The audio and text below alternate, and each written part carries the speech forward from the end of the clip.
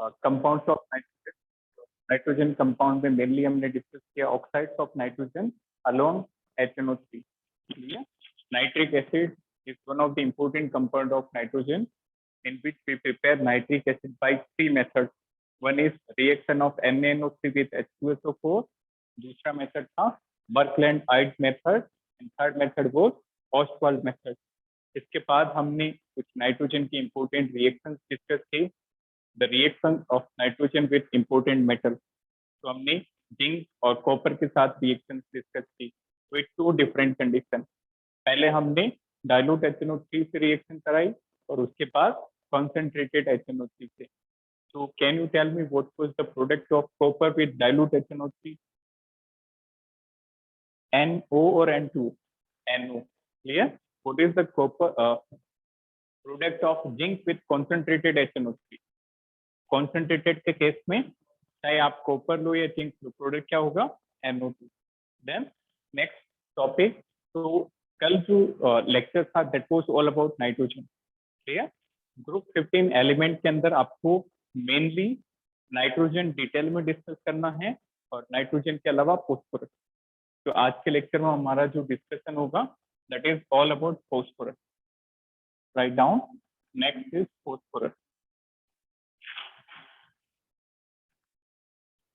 That is denoted by P। Phosphorus की बात करें तो फॉस्फोरस का एटॉमिक नंबर होता है बेटा 15, that is 15। Phosphorus mass number is 31। तो tell me number of neutron in phosphorus. How many neutrons in phosphorus? कैसे निकालते हैं neutron? A minus Z, mass number minus atomic number. Neutron in phosphorus is 16। Clear?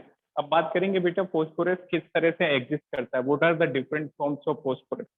So if we talk about different forms, phosphorus exists in form of white phosphorus। white phosphorus के अलावा white का ही एक alternative होता है, उसी तरह yellow होता है। एक ही चीज है, white बोलो या येलो बोलो, white और yellow are same. Red phosphorus and one is black phosphorus। तो फॉस्फोरस 3 फॉर्म में एग्जिस्ट करता है, व्हाइट, रेड एंड ब्लैक। अब बात करेंगे सबसे पहले व्हाइट फॉस्फोरस के बारे में। तो put the heading, first is white phosphorus. White phosphorus यही सबसे इंपॉर्टेंट है। व्हाइट फॉस्फोरस की बात करें तो बेटा white phosphorus is containing discrete P4 molecule. Clear? तो जो व्हाइट फॉस्फोरस होगा इसमें P4 के क्लस्टर्स होंगे। Write down, it contain discrete P4 molecules। discrete P4 molecules। Now can you tell me what is atomicity of phosphorus in white phosphorus?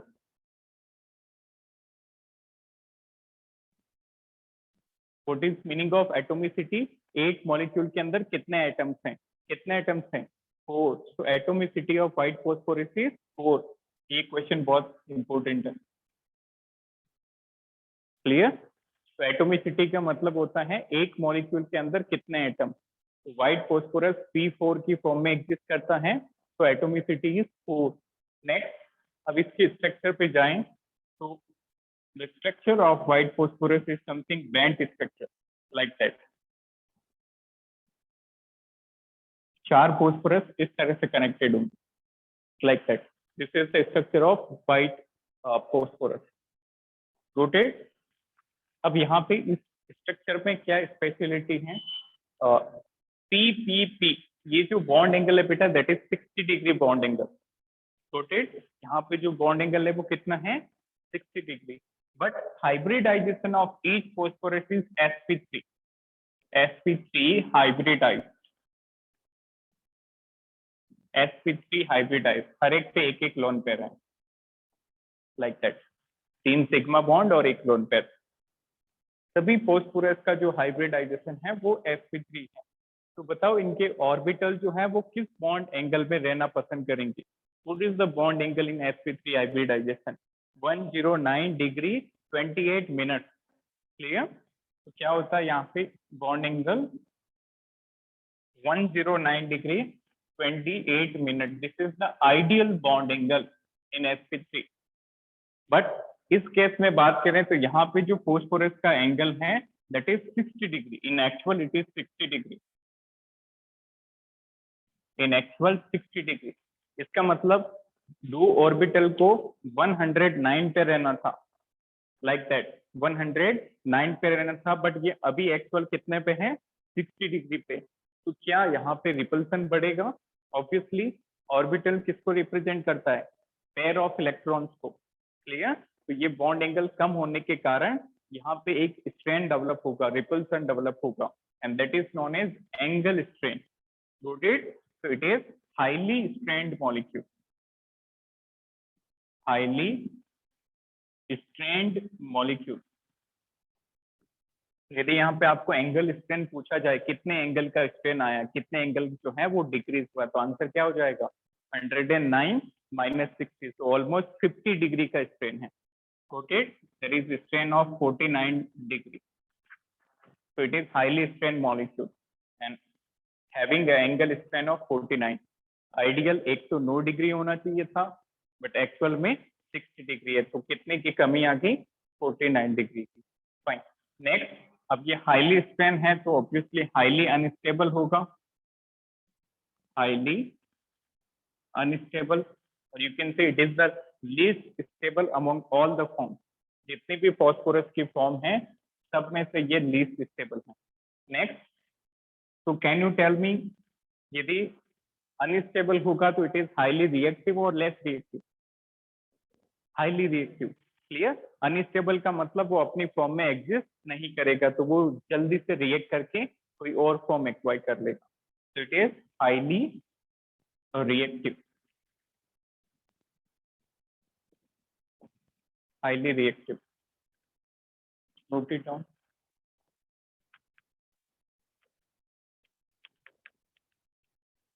So can you tell me how many number of p single bond p in this structure? Exactly. कितने phosphorus single bond phosphorus का count कितना होगा? 6. 4 तो normal और 2 breathe. तो total pp bond is 6.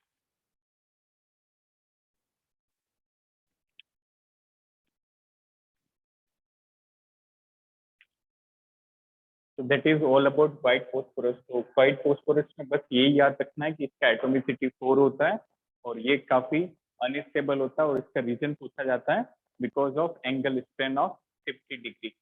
Next, write down question. Right down. white phosphorus catches fire in air. White phosphorus catches fire in the air. Explain why. Explain why. तो इसको explain करना है कि व्हाइट फोस्फोरस को जब आप air में expose करोगे, why it become an explosive substance, why it catches fire. Yes, exactly, it is reactive. ये तो हमने पहले ही मेंशन कर दिया. अनस्टेबल होने के कारण व्हाइट फोस्फोरस काफी ज्यादा रिएक्टिव होता है. तो जैसे ही इसको आप एटमॉस्फेयर में रखोगे, ये ऑक्सीजन से रिएक्ट करके एक एक्सप्लोडिंग रिएक्शन देगा. Now what is that reaction? किस कंपाउंड के कारण एक्सप्लोजन होता है, that is important. That is question of NCERT itself. So white phosphorus को जब आप एयर में रखोगे तो ये ऑक्सीजन से रिएक्ट करके बेटा ये बना देगा P4O10. It will form A explosive compound that is P4O10. इसीलिए व्हाइट फोस्फोरस एयर में आग पकड़ लेता है. तो this is an explosive reaction. Hence catches fire. Hence it catches fire in air. Got it? As we know, this P4 is highly reactive.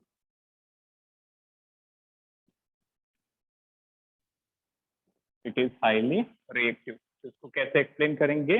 P4 is highly reactive, and on exposure to atmosphere, on exposure to air, it readily reacts with oxygen to form P4O10, and this is the exploding reaction. Next, some important reactions of white phosphorus. Write down important reactions of P4.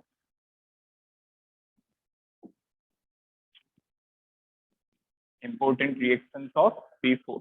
तो reaction की बात करें तो number 1 is P4 plus chlorine. How it will react with chlorine? Rotate phosphorus plus chlorine.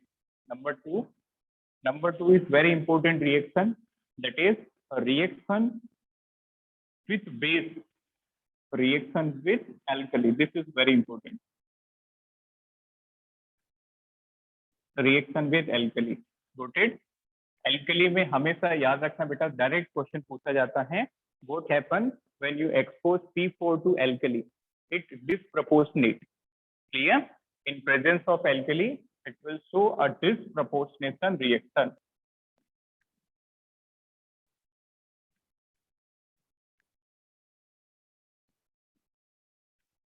Disproportionation reaction. Can you tell me what is meaning of disproportionation? Anyone? ये अपने redox chapter में class 11th में discuss की होगी. What is meaning of disproportionation? वो reaction जिसके अंदर एक ही सब्सटेंस का रिडक्शन होगा और उसी सब्सटेंस का क्या होगा? ऑक्सीडेशन. Got it? और यदि याद नहीं है तो इसको आप जरूर मेंशन करें. Write down what is disproportionation. The reaction in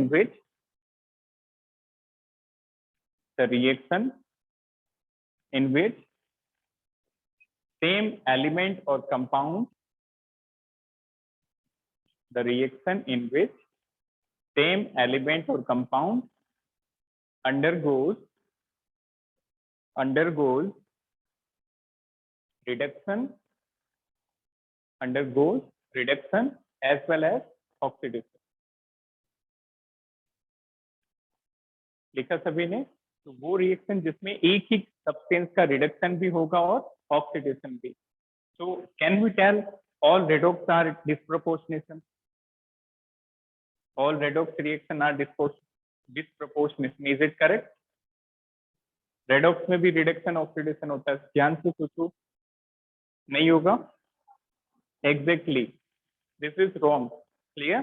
all redox are not disproportionation. क्योंकि रेडॉक्स में तो आपने बस यही मेंशन किया है कि रिडक्शन और ऑक्सीडेशन होगा.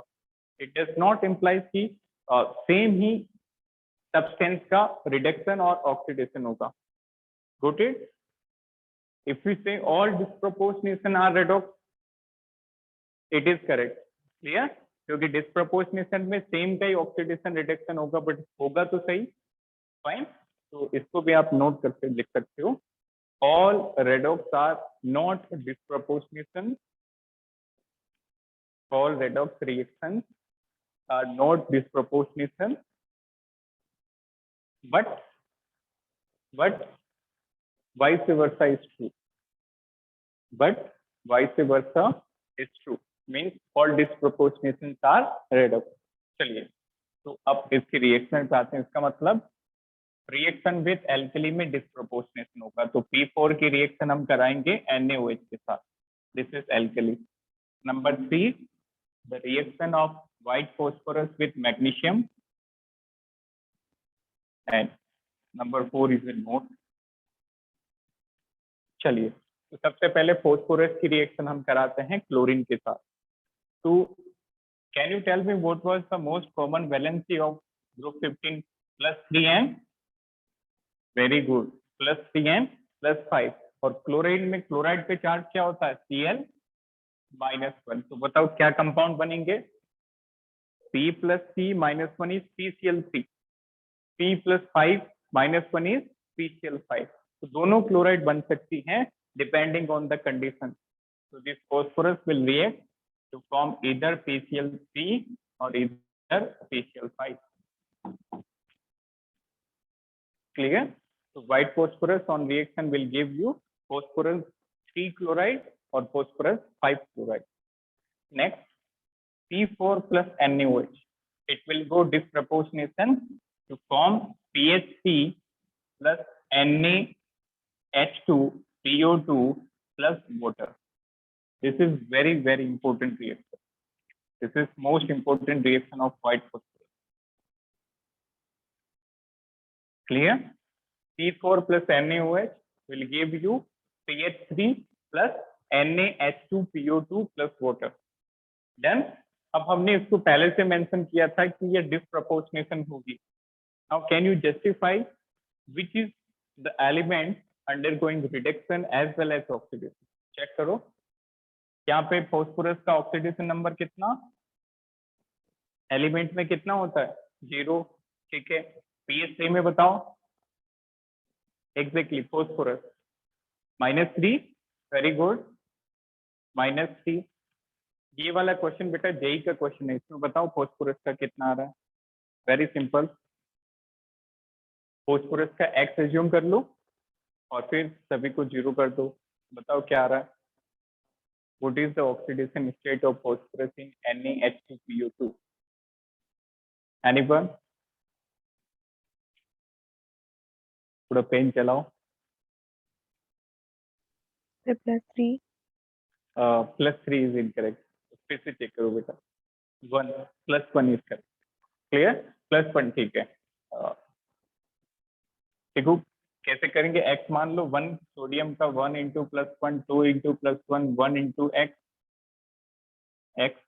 1 इंटू x. फॉस्फोरस का x एज्यूम किया, 2 ऑक्सीजन 2 इंटू -2. तो पेल्जियम क्या करते हैं 0. तो यहाँ से देखो +1 +2 इज +3, +3 -4 इज -1. इस साइड गया तो +7. तो यहाँ पे +1. ठीक है, तो देखो क्या ये डिस्प्रोपोर्शनेशन है या नहीं, कैसे चेक करेंगे.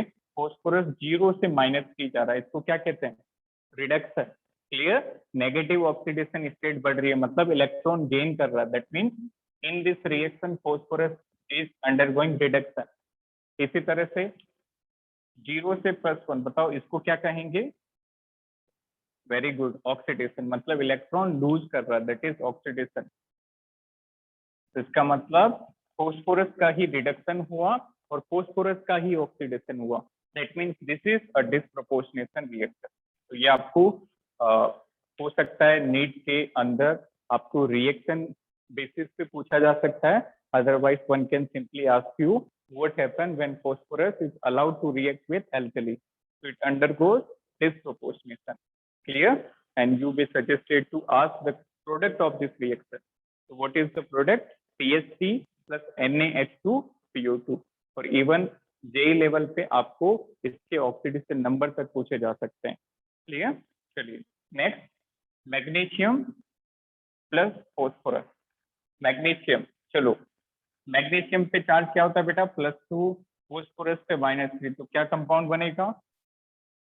वेरी गुड, क्रॉस मल्टीप्लाई कराओ तो Mg3P2, which is Mg3P2. Fine. So what is name of this? Magnesium phosphide. इसको क्या कह देंगे मैग्नीशियम फॉस्फाइड. क्योंकि यहाँ पे फॉस्फोरस पे चार्ज -3, और जब भी बेटा किसी कंपाउंड में एलिमेंट पे माइनस चार्ज होता है तब इस तरह के सफिक्स लगते हैं, ide, ate, like that. Next write down note. Write down white phosphorus acquired a yellow color. White phosphorus acquires yellow color on exposure to atmosphere. White phosphorus acquires yellow color on exposure to atmosphere. इसका मतलब यदि white phosphorus आपने लिया है और इसको आप atmosphere में रख दो तो थोड़ी देर में इसका जो कलर है वो येलो हो जाएगा. It acquire yellow color.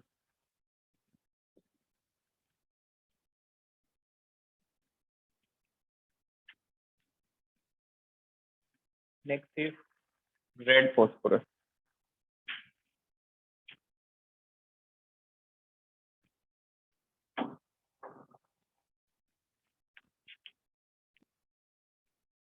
Next topic is red phosphorus.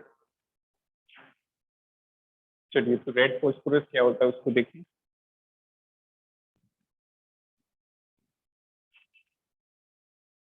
तो सबसे इम्पोर्टेंट और सबसे ज्यादा जो रिएक्शन है बेटा वो व्हाइट फॉस्फोरस में मिलेगी आपको। रेड फॉस्फोरस में सिंपली एक दो रिएक्शन है और इसका method of preparation. Now write down red phosphorus. देखिए, second form of phosphorus is red phosphorus. Red phosphorus जो है वो आपको येलो फॉस्फोरस से ही मिलेगा। Okay, you will get red phosphorus from yellow phosphorus.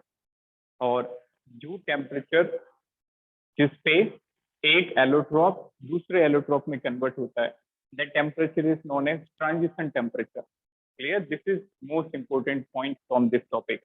Clear? what is transition temperature and what is the value of transition temperature? तो transition temperature क्या होता है? वो टेम्परेचर जहाँ पे एक एलोट्रॉप दूसरे एलोट्रॉप में कन्वर्ट होता है। यहाँ पे येलो फॉस्फोरस जो है, if we talk about yellow phosphorus, it converted to red phosphorus at a temperature of 240 degrees Celsius and in the presence of inert atmosphere.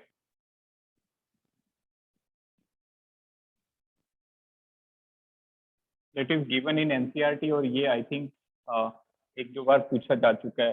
That is a previous year question. What is the transition temperature of yellow to red? Clear? तो यहाँ पे आप mention कर लें what is meaning of transition temperature. Here it is 240 degrees Celsius. Write down transition temperature. The temperature at which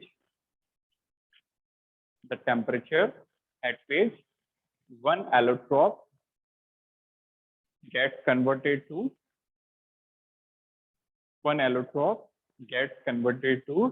another allotropic form.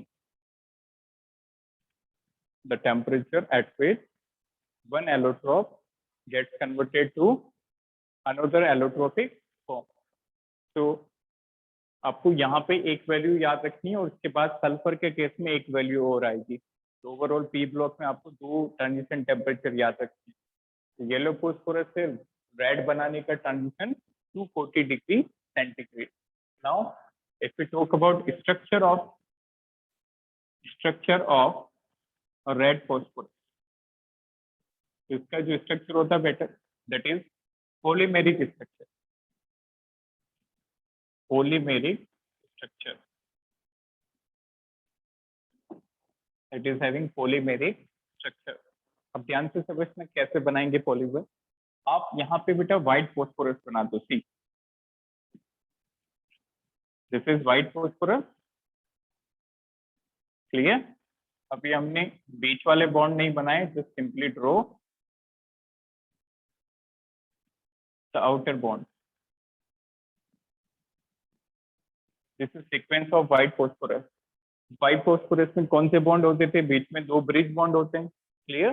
तो एक bridge bond आप बना लें लाइक दैट दिस वन, और जो दूसरा ब्रिज बॉन्ड था उसको ब्रेक करके फॉस्फोरस को कनेक्ट करते जाओ like that. This is the structure of red phosphorus. Clear? क्या किया हमने? व्हाइट फॉस्फोरस बनाया और व्हाइट फॉस्फोरस का जो लीनियर बॉन्ड था, जो कौन सा बॉन्ड था? हॉरिजॉन्टल वाला, उसको ब्रेक करके आगे जोड़ते चले गए। तो आगे भी आपको फॉस्फोरस की यूनिट मिलेगी और इस तरफ भी आपको फॉस्फोरस की यूनिट मिलेगी लाइक दैट। नेक्स्ट, इसकी रिएक्शन ज्यादा इंपॉर्टेंट नहीं है। You can write phosphorus plus chlorine on heating, phosphorus plus sulfur on heating, phosphorus plus chlorine on heating, phosphorus plus sulfur on heating। तो क्लोरीन के साथ ये देता है बेटा PCl5 और सल्फर के साथ देता है P2S3। PCl5 and P2S3। Next topic is black phosphorus.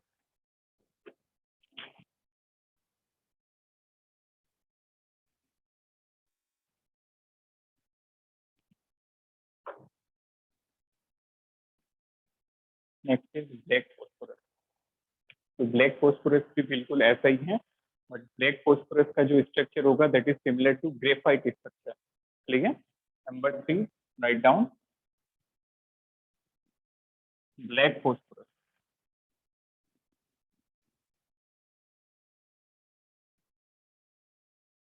Third one is black phosphorus. Black phosphorus का जो स्ट्रक्चर होता है वो बिल्कुल ग्रेफाइट की तरह एक लेयर्ड स्ट्रक्चर होता है, like this is 6 membered ring. इसी तरह से एक और 6 मेंबर्ड रिंग यहाँ पे बन जाएगी, this one, this is another 6 membered ring. इस तरह से एक सीट स्ट्रक्चर होता है, लेयर्ड स्ट्रक्चर, तो इट इज लेयर्ड स्ट्रक्चर।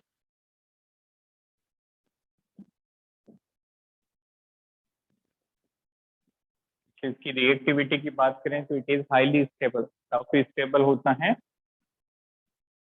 इसके कारण ये लीस्ट रिएक्टिव होगा कि most reactive?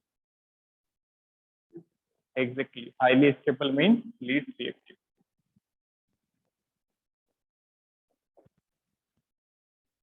So if someone asks you which is the most stable allotrope or phosphorus, it would be black.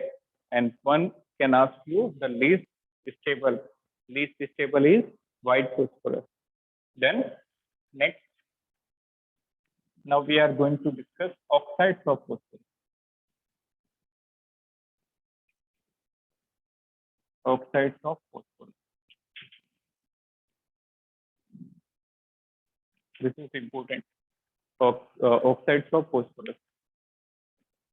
How phosphorus reacts with oxygen to form oxide. हाँ, ये lubricant में काम आ सकता है, clear? But actually there are some more properties it requires, clear? That is mainly slippery nature. तो layer structure के कारण slippery nature तो होगा, but still some more properties are required. Actually lubricant जो होता है उसके लिए एक optimum temperature decide होता है, clear? ये एक engineering का topic था, lubricant की working, क्योंकि जब भी आप lubricant काम में लेते हो तो वहां पे एक friction इन्वॉल्व होता है और एक रबिंग फिनोमिना होता है, और उसके कारण हीट डेवलप होती है। तो उस हीट को वो रेजिस्ट कर पाता है कि नहीं, उस हीट पे वर्किंग कर पाता है कि नहीं, वो भी एक सर्टेन फैक्टर होता है, क्लियर? तो लुब्रिकेंट की जो वर्किंग है, one is because of its slippery nature, and second is it able to sustain at that temperature और नॉट, क्लियर? तो next, oxides of phosphorus, P4 plus O2, P4 plus O2। Phosphorus जो है बेटा ये एक आप कह सकते हैं कि कंडीशन बेस्ड रिएक्शन है। आपने पहले केस में ऑक्सीजन को लिमिटिंग रखा, मतलब ऑक्सीजन का कम अमाउंट लिया, और दूसरे केस में आपने ऑक्सीजन को एक्सेस लिया, दिस इज एक्सेस। तो जब ऑक्सीजन कम होगा तो प्रोडक्ट में भी कम ऑक्सीजन मिलेंगे, और जब ऑक्सीजन ज्यादा होगा तो प्रोडक्ट में भी ज्यादा ऑक्सीजन मिलेंगे। तो if you took limiting oxygen or less amount of oxygen, it will yield P4O6, and if you took excess of oxygen, it will form P4O10। ये हमने थोड़ी देर पहले भी डिस्कस किया था। White phosphorus catches fire, clear? तो जब fire catch करेगा तो P4O10 बनेगा। नेक्स्ट, अब इन ऑक्साइड की बात करें तो इनका हाइड्रोलिसिस प्रोडक्ट क्या होता है? P4O6 को जब आप वाटर से रिएक्ट कराओगे, this is important, what is the hydrolysis product of P4O6, clear? And what is the hydrolysis product of P4O10? दोनों को जब वाटर से रिएक्ट कराएंगे तो क्या प्रोडक्ट मिलेंगे? तो can you tell me what is the average oxidation number in P4O10? Anyone बताओ, ऑक्सीडेशन नंबर क्या है फॉस्फोरस का? हाँ, P2O5 जो है बेटा वो सेम है, clear? Do not confuse with this.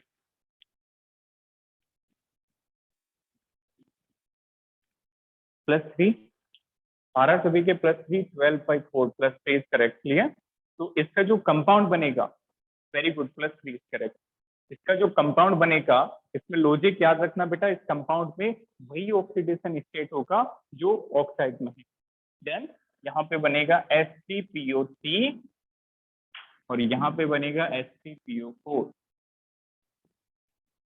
तो जब भी कंफ्यूजन आए तो इसको कैसे याद रखना है, जो ऑक्सीडेशन स्टेट ऑक्साइड में है वही इस कंपाउंड में है। इसमें आपने +3 निकाला तो यहाँ पे +3 होगा, इसमें देखा तो +5 मिलेगा और इसमें आप कैलकुलेट करोगे तो यहाँ भी +5। रोटेट। तो ये एक ट्रिक होती है ऑक्साइड और इनके हाइड्रोलिसिस प्रोडक्ट की। Clear. It is not always applicable but in case of phosphorus oxide it is applicable. तो जो हाइड्रोलिसिस प्रोडक्ट होगा उसमें वही ऑक्सीडेशन स्टेट होगा जो ऑक्साइड के अंदर है। Now can you suggest the name of this oxy acid? H3PO3 क्या कहते हैं इसको? ऑर्थोफॉस्फोरस और orthophosphoric? Orthophosphorus. Clear, very good. इनके नाम आप अच्छे से याद रखें। This is orthophosphorus. जरूरी नहीं है कि आपको एग्जामिनर जो है वो ऑक्साइड का प्रोडक्ट इस फॉर्मूले की टर्म में पूछे। One can ask you the name of hydrolysis product. So the hydrolysis product of P4O6 is also phosphorus and P4O10 का हो जाएगा ऑर्थोफॉस्फोरिक।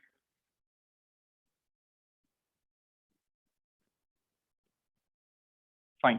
तो ये इनकी कुछ इंपॉर्टेंट मेथड ऑफ प्रिपरेशन और रिएक्शंस हैं। मेथड ऑफ प्रिपरेशन, लिमिटिंग और एक्सेस और हाइड्रोलिसिस प्रोडक्ट। नाउ इसमें इतना ज्यादा कंटेंट नहीं है बट P4O10 की एक बहुत ही इंपॉर्टेंट प्रॉपर्टी होती है, it is a dehydrating agent. Clear. What is meaning of dehydrating agent?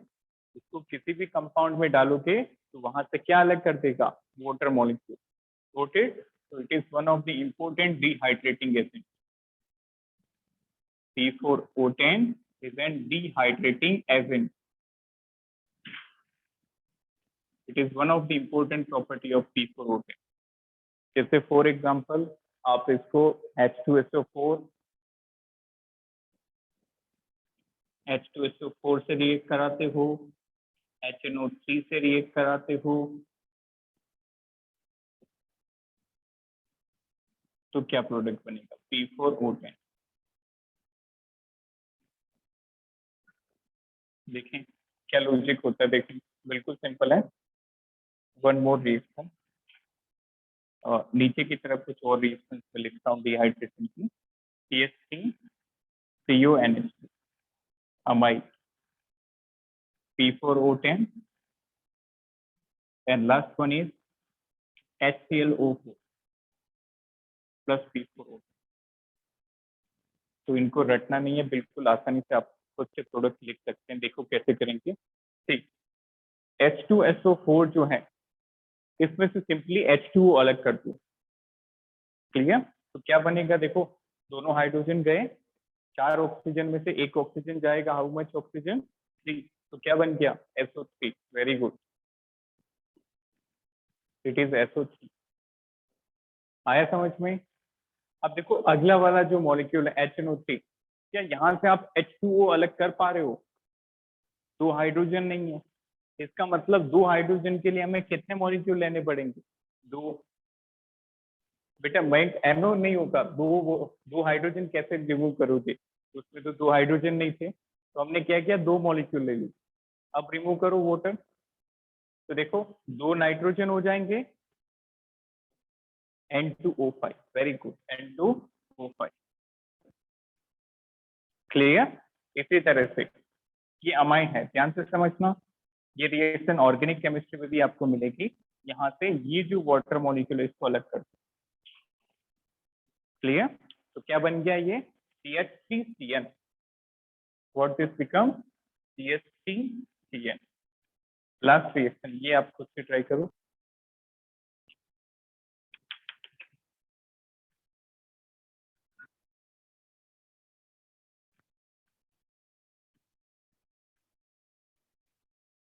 Anyone?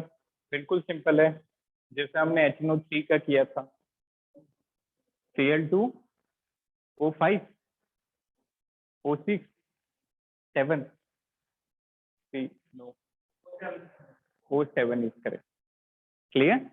देखो कैसे करेंगे, इसमें से वाटर मॉलिक्यूल अलग करने के लिए 2 हाइड्रोजन नहीं है, तो हम क्या करेंगे, इसकी 2 यूनिट ले लेंगे। इसके 2 यूनिट लेंगे तो दोनों हाइड्रोजन तो रिमूव हो जाएंगे, बट 2 क्लोरीन मिल जाएंगे। अब देखो 2 इंटू 4 8 ऑक्सीजन, 8 में से वाटर मॉलिक्यूल की फॉर्म में कितना जाएगा 1, तो how much oxygen is left 7। और ये जो कंपाउंड बना है इसका स्ट्रक्चर नीट 2019 में पूछा गया था।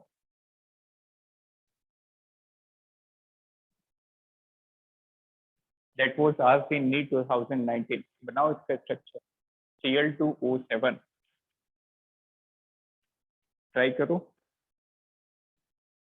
ये चैप्टर का पार्ट नहीं है, बट स्टिल आपको you have to be all round in all manners, ये भी आपको पता होना चाहिए।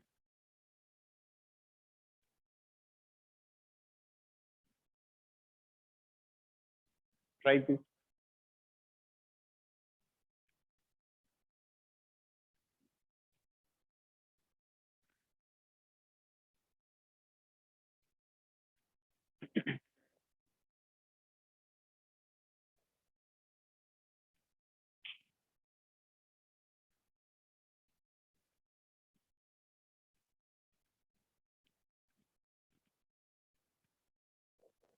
Very good, perfect, good, correct. इसका जो स्ट्रक्चर था वो नीट में ऑप्शन के अंदर से 4 अलग अलग फॉर्म में स्ट्रक्चर थे, और उनमें से एक सही था। इसका स्ट्रक्चर देखें, इस तरह से बने, दिस वन, Cl Cl, ध्यान से समझना बेटा। क्लोरीन के पास कितने वैलेंस इलेक्ट्रॉन होते हैं 7, क्लियर? हैलोजन है ग्रुप 17 का, तो 7 वैलेंस इलेक्ट्रॉन। नाउ क्लोरीन जो है बेटा, that is a special element and which is belonging to third period. और थर्ड पीरियड होने के कारण इसके पास वैकेंट डी ऑर्बिटल होते हैं, और वैकेंट डी ऑर्बिटल के कारण ये जितना बॉन्ड बनाना चाहे उतना बॉन्ड बना सकता है। कोटेड, it can form maximum up to 7 bond, 7 bond बना सकता है। तो देखो ऑक्सीजन को कितना बनाना होता है,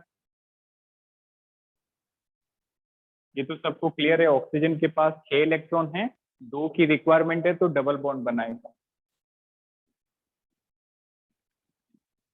लाइक दैट। अब सारे ऑक्सीजन का ऑक्टेट कंप्लीट, फाइन। अब बात करें 7th ऑक्सीजन की, क्लियर? तो वो कहाँ पे जाएगा, ऑब्वियसली इनके बीच में, ताकि उसके भी डबल बॉन्ड बन जाएंगे। This is the correct structure of Cl2O7।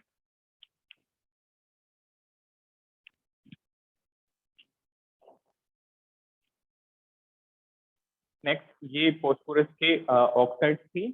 Next write down phosphine.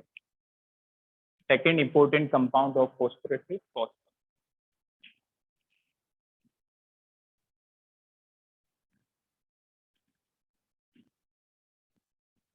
ये आप स्ट्रक्चर बेटा पेपर के ऊपर की साइड बनाया करें, ताकि आप उसको जल्दी से देख सकें और जल्दी से वही क्लिक हो सबसे पहले, क्योंकि स्ट्रक्चर वाला पार्ट जो है वो कहीं ना कहीं काफी इंपॉर्टेंट है, और हर साल मिनिमम बात करें तो 2 क्वेश्चन कंफर्म। क्लियर? तो structure is very very important. Next write down second compound is phosphine.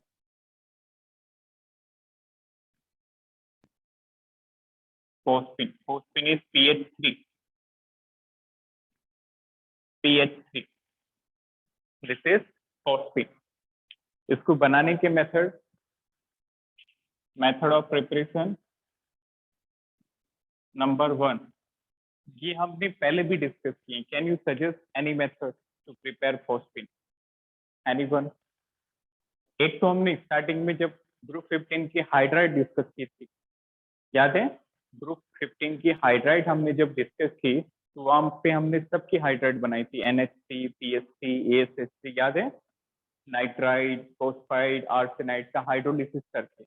Okay, तो यहाँ पे हम फोस्फाइड का हाइड्रोलिसिस करें तो भी हमें क्या मिल जाएगी, phosphine. The first method is the hydrolysis of calcium phosphide by hydrolysis of calcium phosphide by hydrolysis of calcium phosphide. तो CH3P2 और इसकी रिएक्शन आप H2 से कराओ। बताओ क्या प्रोडक्ट बनेगा? आयंस की फॉर्म में हमने स्प्लिट किया था इस कंपाउंड को, दैट इज Ca+2 और फॉस्फोरस पे क्या है -3। वाटर से क्या बनता है H+ और OH-। Tell me the product. Very good, एक बनेगा CaOH होल ट्वाइस और दूसरा CH3, that is CaOH whole twice plus CH। अच्छा, second, by the reaction of white phosphorus with alkali, ये भी अभी डिस्कस किया था। P4 plus NaOH, बताओ क्या प्रोडक्ट बनता है? What will be the product of reaction of white phosphorus with NaOH? CH3 plus NaH2PO2 plus water. Clear? That is CH3 plus NaH2PO2 plus water. यहाँ पे भी आपको phosphine मिलता है। Done? Next, write down properties and reaction of phosphine. Properties and reactions of phosphine. First one, इसकी जो smell होती है that is rotten egg smell. Clear? इसका स्मेल वाला पार्ट काफी इंपॉर्टेंट है। It is having rotten egg smell. Rotten egg smell. अब जो वेज वाले हैं उनका एग से कोई काम नहीं पड़ता, तो आप उसको गार्गलिक स्मेल लिख सकते हो। क्लियर? गार्गलिक स्मेल। अच्छा, कुछ ऐसे भी होंगे जिनका गार्गलिक से भी काम नहीं पड़ता। क्लियर? जैसे जेनी, तो आप सिर्फ याद रख सकते हैं। क्लियर? तो ऑब्जर्व करने के लिए इट इज इधर रोटन एग स्मेल और इधर it is garlic smell. Next point, it is poisonous in nature. Write down poisonous in nature. Next point, इसके कुछ इंपॉर्टेंट रिएक्शंस हैं। CH3 plus O2, CH3 plus Cl2, CH3 plus burn heat. So how it will react with oxygen, chlorine, and exert towards the heat. So if we talk about oxygen, it will form P2O5 plus H2. इनमें से exact मुझे याद नहीं आ रहा, but एक reaction पूछी जा चुकी है, उसमें न्यूमेरिकल था। CH3 plus O2 will give you P2O5 plus H2. Next, CH3 plus Cl2 will give you PCl5 plus HCl. CH3 plus Cl2 will give you PCl5 plus HCl. And last, CH3 on heating will give you P4 plus hydrogen. P4 plus hydrogen.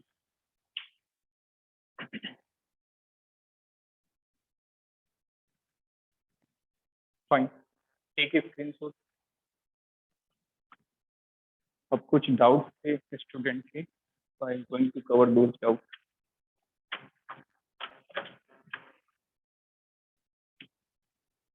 Take a screenshot. आप भी doubt attend करें, काफी अच्छे question हैं, सारे previous year के हैं और बहुत अच्छे प्रॉब्लम्स हैं। देखा सभी ने? देखें,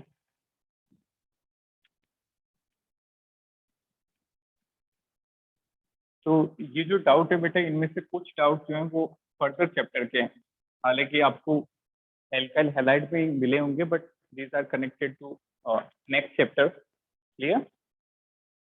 तो वो भी हम डिस्कस कर रहे हैं, बट स्टिल जब आप आगे के चैप्टर करोगे तो वो भी आपसे आसानी से बन जाएंगे। पहला डाउट है, फर्स्ट चीज, क्वेश्चन ऑफ JEE 2007 BR और इसको आपने कन्वर्ट कर दिया एसिटिलीन में। अच्छा, उसमें आपको पूछा गया था रिएजेंट क्या है।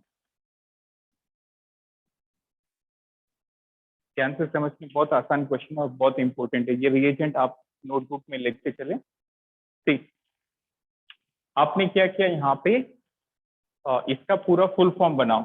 तो बताओ इस कार्बन पे कितने हाइड्रोजन है, how many hydrogen on this carbon, how many hydrogen, tell me. इस कार्बन ने 2 बॉन्ड बना लिए, तो ऑब्वियसली कितने हाइड्रोजन बने होंगे यहाँ पे, 2। Very good. What about this carbon, इस पे भी 2 है। क्लियर। अब इसकी बात करें तो इसका आप स्ट्रक्चर बना लो। ये है कार्बन कार्बन ट्रिपल बॉन्ड और एक एक हाइड्रोजन, दैट्स इट। अब दोनों में देख के बताओ क्या डिफरेंस है, इस कार्बन से क्या क्या रिमूव हुआ, एक हाइड्रोजन और एक Br, isn't it.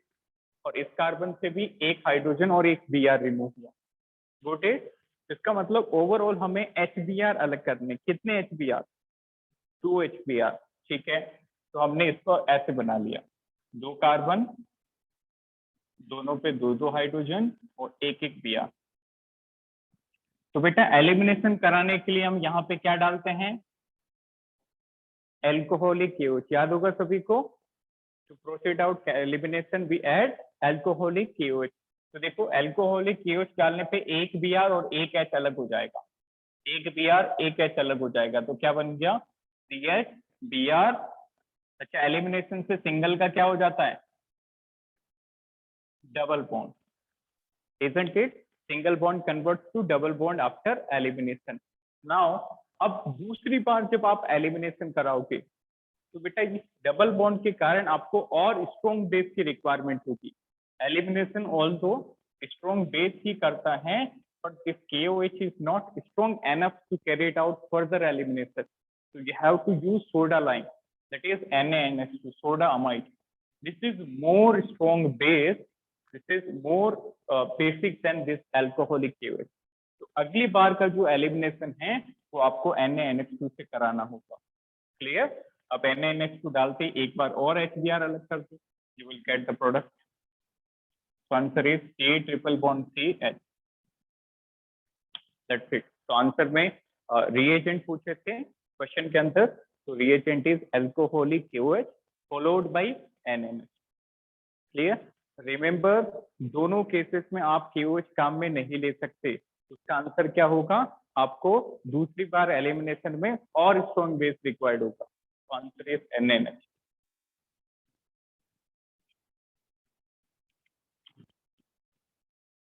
Question number 2 बहुत आसान है, ये बन जाना चाहिए। तो देखें, CH3 CH2 Cl + Na, ये क्वेश्चन था बेटा, वो लैंग्वेज की फॉर्म में था, वहीं से आप कंफ्यूज थे।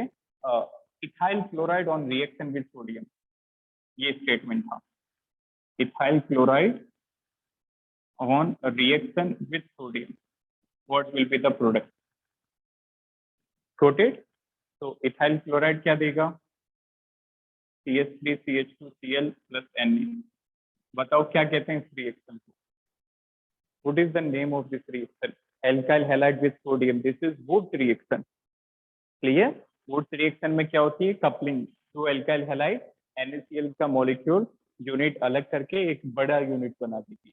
यहाँ पे एक और एल्काइल हैलाइड ले लेंगे और 2 सोडियम लेके 2 NaCl अलग कर देंगे।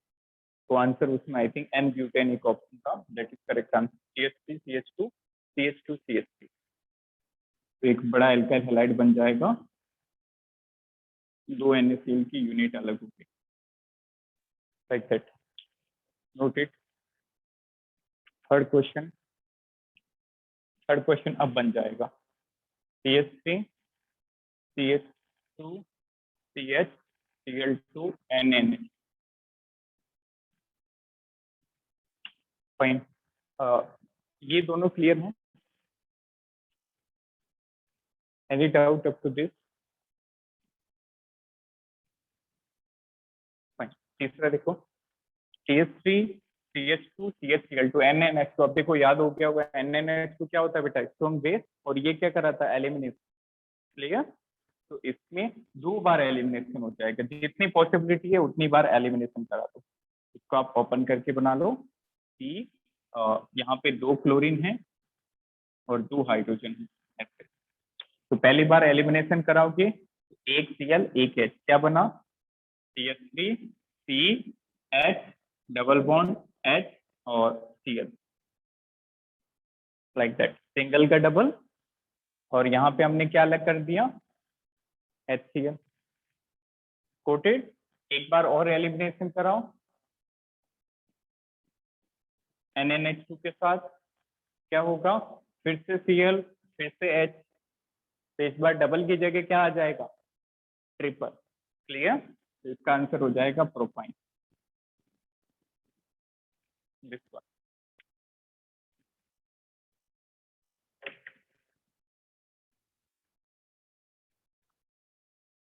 Number 4 question. 4th क्वेश्चन जो है बेटा, ये कार्बोक्सिलिक एसिड वाले चैप्टर में आपको आसानी से आ जाएगा। 4th क्वेश्चन है, phenyl magnesium bromide CHMgBr on reaction with CO2 followed by hydrolysis। फिर से बता रहा हूँ, ये रिएक्शन ग्रिग्नार्ड रिएजेंट से रिलेटेड है, बट स्टिल ये कार्बोक्सिलिक एसिड का भी पार्ट है, तो हमने उसको उस चैप्टर के लिए बताया था। ओके, वैसे हमने ग्रिग्नार्ड रिएजेंट को हेलो एल्केन में कर लिया था, बट स्टिल CO2 वाला पार्ट हम वहीं पे करेंगे। देखें क्या रिएक्शन होगी। CO2 का स्ट्रक्चर क्या होता है, carbon double bond oxygen double bond oxygen, याद है सभी को, this is the structure of CO2। अब याद होगा बेटा, ग्रिग्नार्ड रिएजेंट यूनिट के अंदर R पे माइनस होता है, याद है, इजंट इट? R वाला जो टर्मिनल होता है वो क्या होता है, नेगेटिव। तो यहाँ पे कौन सा टर्मिनल नेगेटिव होगा, ये फिनाइल वाला, लाइक दैट। डन, ये फिनाइल वाला टर्मिनल नेगेटिव होगा।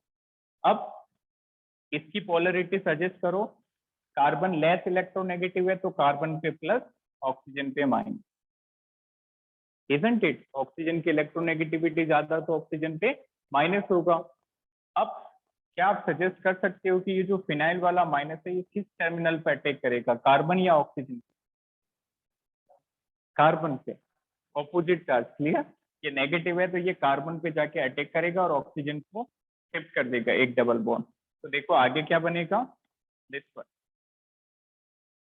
ये पीएच ये कार्बन से जुड़ गया, एक double bond as it is और ऑक्सीजन पे माइनस, और ये जो ग्रिग्नार्ड वाला पार्ट होता है ये इस पे लग जाएगा MgBr साइड। क्लियर? तो ये डबल बॉन्ड का सिंगल बन गया, ऑक्सीजन पे माइनस, और ग्रिग्नार्ड वाला पार्ट इस पे आके लग जाएगा।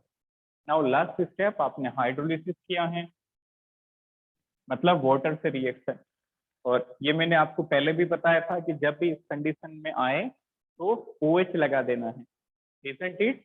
यहाँ पे वाटर का H और इधर OH, वाटर का H और OH, इसका हाइड्रोलिसिस कर दो तो क्या बन जाएगा, फिनाइल रिंग पे C double bond O, like that. So that was your correct answer. Benzoic acid is final product.